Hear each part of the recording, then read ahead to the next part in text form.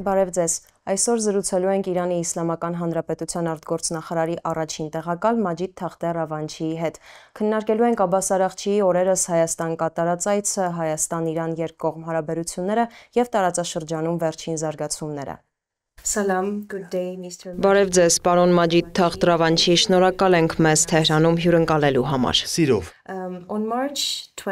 Մարտի 25-ին Սեյեդ Աբբաս Արաղչին Իրանի արտգործնախարարի պաշտոնում առաջին անգամ Երևանում էր։ Հայաստանի բարձրաստիճան քաղաքական ղեկավարության հետ հանդիպումների շրջանակում արձանագրվել է, որ Իրան-Հայաստան հարաբերություններն անշեղորեն ընդլայնվում են։ Մեր երկրի հետ գործակցության որ ոլորտների զարգացման վրա է կենտրոնացած իրանական կողմը։ Ամենաողորմած Ալլահի անունով։ Իրանը և Հայաստանը հարևաններ են և Իրանի Իսլամական Հանրապետության արտաքին քաղաքականության առաջնահերթություններից է բոլոր հարևանների, այդ թվում Հայաստանի հետ հարաբերությունների ընդլայնումը։ Հայաստանը բարեկամ երկիր է, որի հետ մենք մշտապես լավ հարաբերություններ ենք ունեցել։ Իրանի և Հայաստանի միջև պատմական, մշակութային շատ ընդհանրություններ կան։ Հայաստանցիները, ինչպես գիտեք, լավ շփումներ ունեն Իրանում ապրող հայերի հետ, այնպես որ շատ միավորող բաներ ունենք և պետք է ձգտենք ամրապնդել մեր հարաբերությունները տարբեր ոլորտներում։ Որպես հարևաններ վայելում ենք առևտրային մշակութային երկկողմ հարաբերությունները, պաշտոնյաների միջև էլ շփումները ևս լավ մակարդակի վրա են։ Ինչպես նշեցիք, մեր արտգործնախարարը ընդամենը մի քանի օր առաջ Երևանում էր։ Դա վկայում է այն մասին, որ երկու երկրները օգտագործում են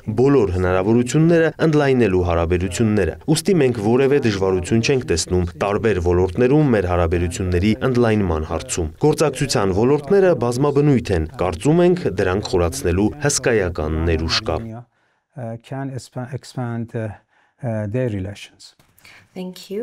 Պարոն Ռավանչի, որոնք են այս պահին Իրանի արտաքին քաղաքական առաջնահերթությունները հատկապես Հարավային Կովկասում և որոնք են Իսլամական Հանրապետության կարմիր գծերը։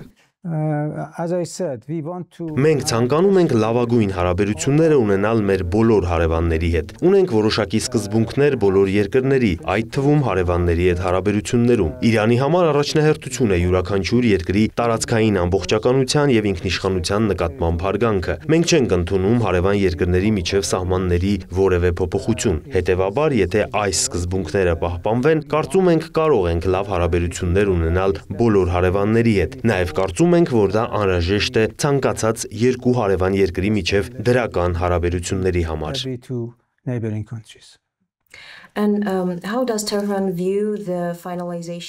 Իսկ ինչպես է Թեհրանը գնահատում Հայաստանի և Ադրբեջանի միջև խաղաղության պայմանագրի տեքստի շուրջ համաձայնությունը, ինչու է կարևոր փաստաթղթի շուտափույթ ստորագրումը և ինչ հեռանկարներ է այն բացում Հարավային Կովկասի համար։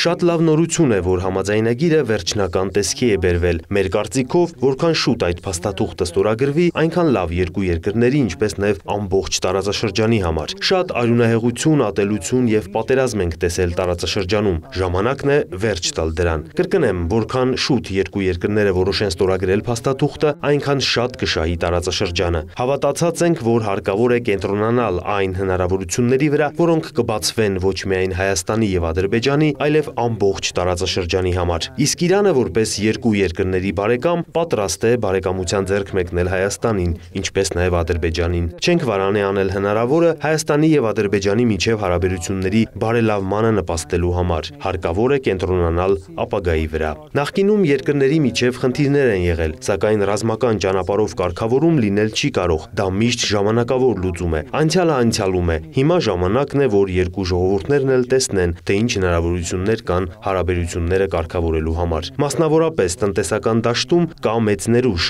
Հայաստանի և Ադրբեջանի միջև խաղաղության համաձայնագրի կնքման արդյունքում դրանից կարող է օգտվել ամբողջ տարածաշրջանը։ Եվ ինչպես ասացի, մենք չենք երկմտի անել այն, ինչ կարող ենք, որպեսզի երկու երկրները ավելի մոտ դառնան։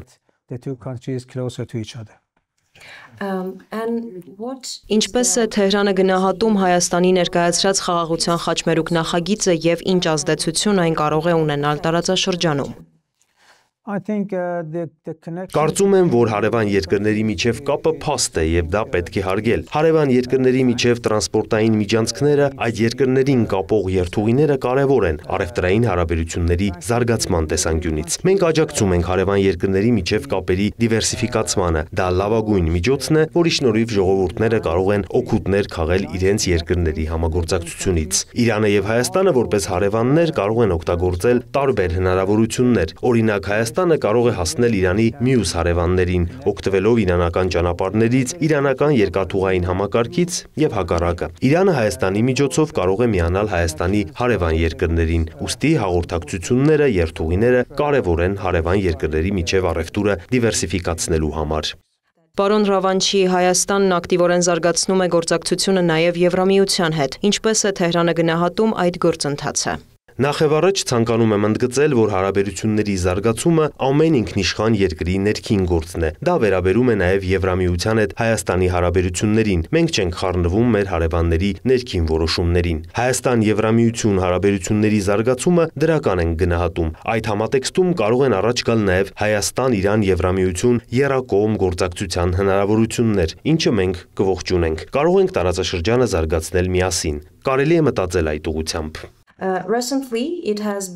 Վերջին շրջանում քննարկվում է, որ Ադրբեջանը կարող է միանալ Աբրահամյան համաձայնագրերին։ Նաև Ադրբեջանը շարունակում է Իսրայելի նավթի հիմնական մատակարարներից մեկը լինել։ Ինչ դիրքորոշում ունի Թեհրանը այս հարցի վերաբերյալ։ Աբրահամյան համաձայնագրերի մասով մեր դիրքորոշումը բավականին հստակ է։ Չենք կարծում, որ դա կարող է նպաստել Մերձավոր Արևելքում խաղաղությանն ու անվտանգությանը։ Պաղեստինը չպետք է օկուպացվի, եւ սա ամենակարևորն է, որ պետք է մեր տարածաշրջանին։ Իսրայելը կարող է փորձել օգտագործել բոլոր հնարավորությունները ուշադրությունը շեղելու տարածաշրջանի իրական խնդիրներից։ Քանի դեռ Պաղեստինը օկուպացված է, դիմադրությունը կշարունակվի, քանի որ մարդիկ չեն կարող ընդունել իրենց նկատմամբ գերիշխանություն եւ օկուպացիան։ Ինչպես ասացի, իսրայելցիները կարող են մտածել, թե տարբեր մեթոդներով կարող են շեղել միջազգային հանրության Մերձավոր Արևելքի ուշադրությունը հեռանալու Պաղեստինյան պետության ստեղծման անհրաժեշտությունից։